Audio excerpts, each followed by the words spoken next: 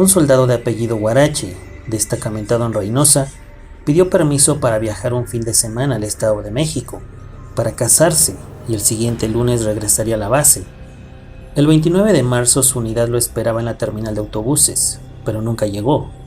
Comenzaron las indagaciones. El chofer del autobús confesó que a la altura de San Fernando bajaron a los pasajeros que eran hombres jóvenes. Guarache debió ser uno de los bajados, ya que no podía ocultar su aspecto militar. El mando a cargo del soldado pidió refuerzos, los cuales emprenderían una tarea de rescate. Se dice que también Guarache viajaba con un sargento que corrió con la misma suerte. Otra versión mencionaba que aquello pasó porque en el autobús bajaron a un hombre con doble nacionalidad, de nombre Raúl Arreola, quien era oriundo de Guanajuato y quien fue obligado a bajar de la unidad, que lo llevaba a la frontera, el día 29 de marzo del año 2011. Ese día, su pareja lo acompañaba y vio dónde y cómo se lo llevaron. Desde el país vecino, sus familiares informaron a las autoridades de aquel país, quienes inmediatamente informaron al consulado de Matamoros, el cual pidió a las autoridades mexicanas su búsqueda inmediata. Una tercera versión sobre lo ocurrido mencionaba que el delegado del CISEN en Michoacán avisó a su jefe de una llamada que habría entrado al 911 reportando la privación de pasajeros en los autobuses de Reynosa, informando también al secretario estatal de Seguridad Pública. Al cruzar ese dato con el cónsul del país vecino en Matamoros, esto reveló que tenía una denuncia similar por la privación de un ciudadano. En la Ciudad de México, el titular del CISEN avisó al presidente, quien citó a una reunión de gabinete para el día siguiente, el sábado 1 de abril, en la que se decidió enviar una aeronave del ejército para que sobrevolara sobre San Fernando, pero como el helicóptero fue repelido por los hombres del negocio, se decidió enviar tropas de la Sedena por tierra. Un nuevo relato decía que ese mismo 1 de abril se habían escapado de uno de los campamentos de los Zetas, 3 migrantes mexiquenses que fueron privados de los autobuses. Estos se toparon con enlistados y los condujeron a los lugares que habían sido obligados a cavar. En el trayecto los militares detuvieron a varios halcones, que revelaron la existencia de más lugares y soltaron a otros 4 pasajeros provenientes de San Luis Potosí cuando estaban a punto de ser bajados. Una llamada anónima del día 2 de abril del año 2011 explicaba lo que estaba ocurriendo en San Fernando. Hablo de acá, de San Fernando. Quiero decirles que las personas que detuvo el ejército el día de ayer son de los Zetas, y ellos tienen privados a mucha gente que bajaron de varios autobuses de pasajeros que venían de Guanajuato, Michoacán y San Luis Potosí, los días 23, 24 y creo que 29 de marzo también, y han sido bajados muchos.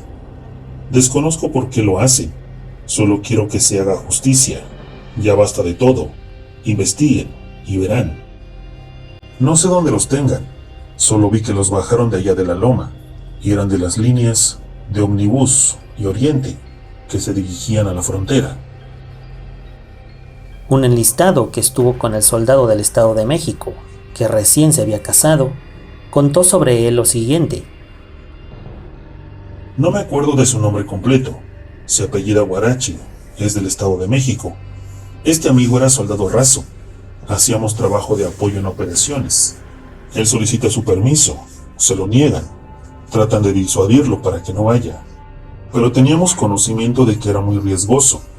Insiste, hablan con él, como iba a casarse se le autoriza el permiso.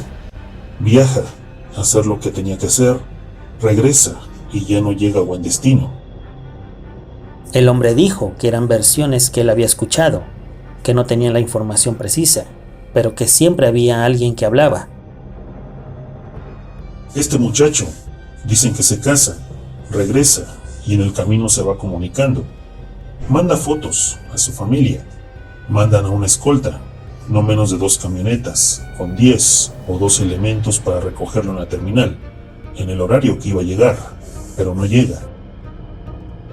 Dijo que el comandante de la escolta empezó a hacer investigaciones.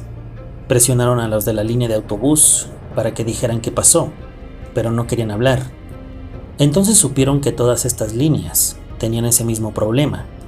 Esa ruta tenía embates en San Fernando o en un lugar cercano, que ellos como soldados no sabían si tenían acceso a esa información, que se imaginaba que los mandos sí la conocían. Finalmente, el chofer dijo que los pararon a eso de las 7. Cuando le mostraron la foto del elemento, recordó que a ese soldado sí lo bajaron en el crucero donde está la desviación, donde se supone que se detiene el autobús. A partir de ese momento, se da la orden de buscarlo. Comenta el informante que en ese punto se inicia con lo de los lugares clandestinos. Nos platican la situación, que lo bajaron a él y a otras personas. Se arman 3 tangos, cada uno formado por 6 camionetas, con equipos y personal, y salimos en su búsqueda.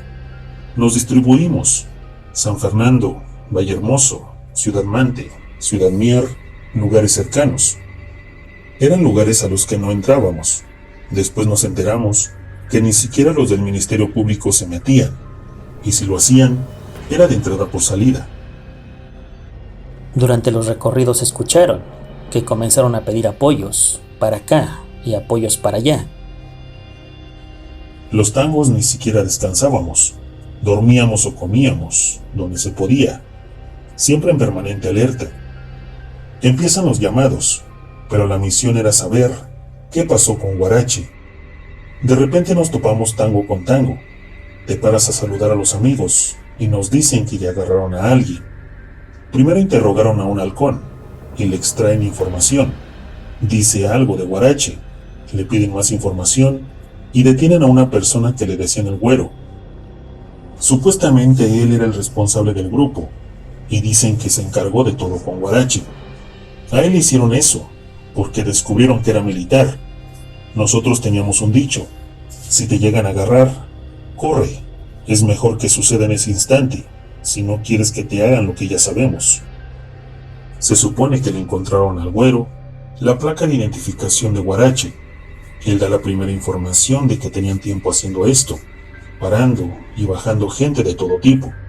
Según dijo, porque es territorio de paso de migrantes. Entonces, lo hacían para evitar que fueran reclutados por el grupo contrario. Esa fue una versión que se nos facilitó. Él da también la primera información de los lugares clandestinos.